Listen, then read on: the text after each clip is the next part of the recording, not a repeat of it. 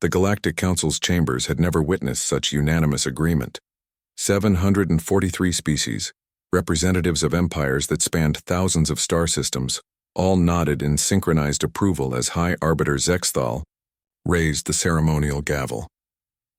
"The motion passes," Zexthal announced, his crystalline voice resonating through the vast hall. "The species designation human shall be classified as Tier 9, subjugated. They will kneel before the Council, surrender their primitive weapons, and accept guided evolution under our supervision." Ambassador Veltar of the Hegemony Empire leaned forward, her serpentine form coiling with satisfaction. "Finally, these humans have been a nuisance long enough. Their expansion into 17 systems without proper authorization ends now." The decision seemed logical. Humans had appeared on the galactic stage merely 2 centuries ago, infants by cosmic standards. Their technology was crude, their ships barely faster than light, and their weapons laughably primitive compared to plasma disruptors and quantum torpedoes. They possessed no psychic abilities, no energy manipulation, no reality-bending technologies that marked truly advanced civilizations. Most importantly, they were alone.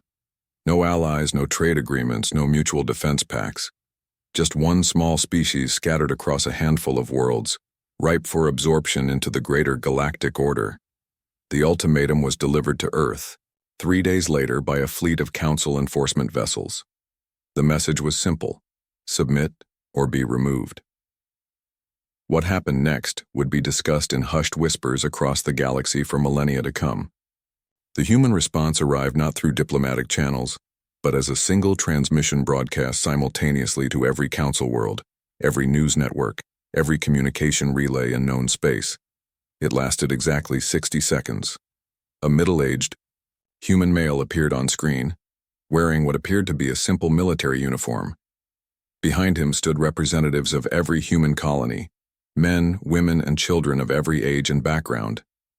The man spoke calmly, almost conversationally. "To the Galactic Council," he began, "you have asked us to kneel. Throughout our history, many have made similar demands. Kings, emperors, dictators, aliens, all believed they could break the human spirit through force." He paused, and something in his eyes made several Council members shift uncomfortably in their seats. "You seem to misunderstand what humans are.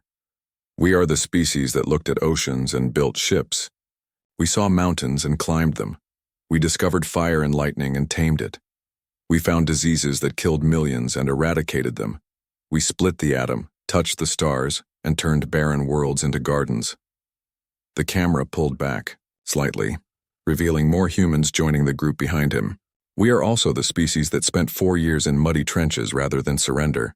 That chose to be bombed nightly rather than kneel to fascists.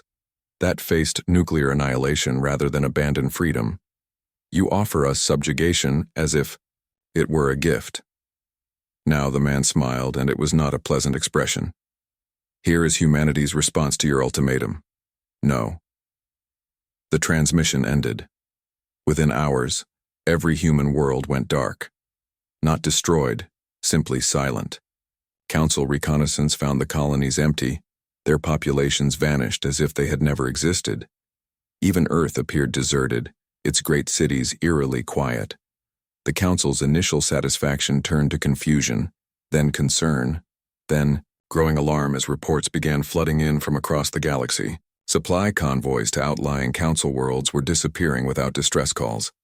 Mining operations on remote asteroids went silent. Trade routes that had operated safely for centuries suddenly became graveyards of ships. The attacks followed, no pattern the Council could understand.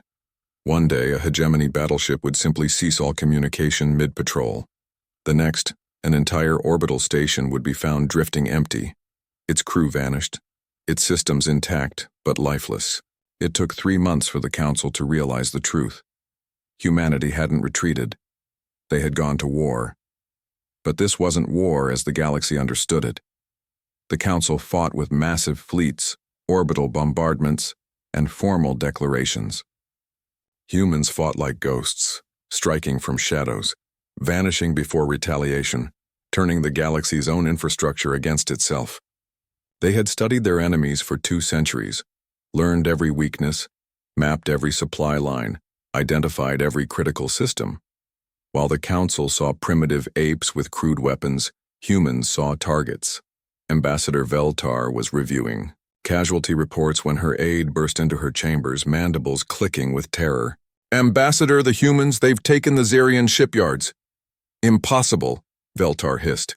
"Those yards are in the heart of Council space, protected by the 5th Fleet." "The 5th Fleet is gone, Ambassador, along with every ship under construction." "The yards are operational but under human control." As reports continued pouring in, a pattern emerged that chilled even the most hardened Council veterans. Humans weren't just fighting. They were learning. Each engagement made them deadlier, more efficient, more terrifying. They reverse-engineered captured technology in weeks rather than decades. They turned Council weapons against their creators, with modifications that improved performance beyond original specifications. They infiltrated secure facilities not through force but by understanding systems better than their designers. Most disturbing of all, they seemed to be everywhere, at once. Council intelligence estimated perhaps 50 million humans in total, yet they were conducting operations simultaneously across thousands of light years. High Arbiter Zexthal stood before the emergency council session, his crystalline form dim with defeat. Before him lay reports from across the galaxy. 17 major military installations captured or destroyed, 43 supply worlds under human control, over 200 Council ships either missing or confirmed destroyed.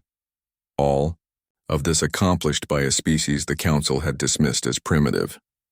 "Perhaps," suggested the Altarian delegate, his voice barely a whisper, "we should reconsider the terms of engagement."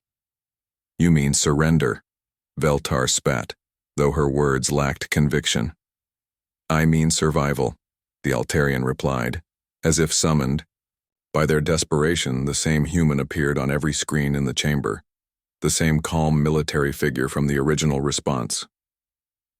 "Council members," he said, his voice carrying across the silent hall, "you asked us to kneel. Instead, we have shown you what humans do when cornered. We adapt, we overcome, we endure."